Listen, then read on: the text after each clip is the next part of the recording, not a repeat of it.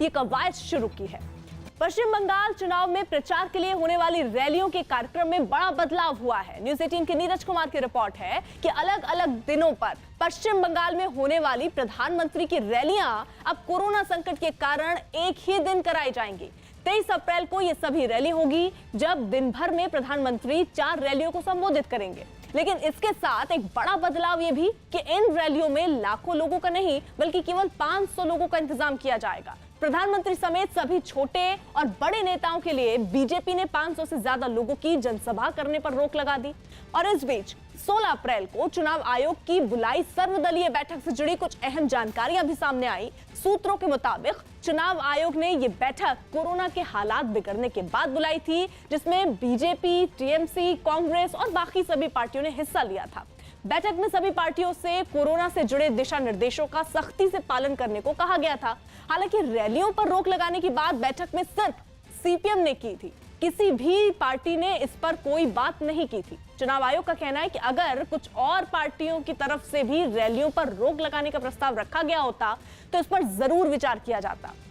पश्चिम बंगाल में 29 अप्रैल को आखिरी दौर का मतदान होगा, जिसके लिए प्रचार 26 अप्रैल को ही खत्म हो जाएगा।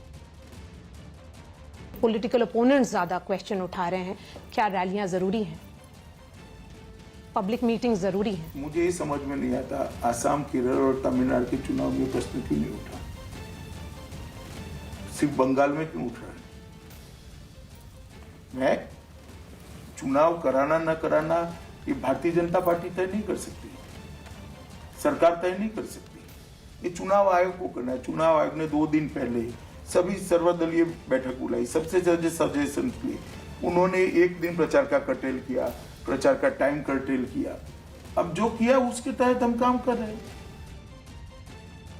वहीं रक्षा मंत्री राजनाथ सिंह ने भी इस मामले पर बोलते हुए प्रचार को चुनाव आयोग के दिशा निर्देशों के दायरे में बताया। उन्होंने सभी नेताओं से जनसभाओं के दौरान सावधानी बरतने की अपील भी की।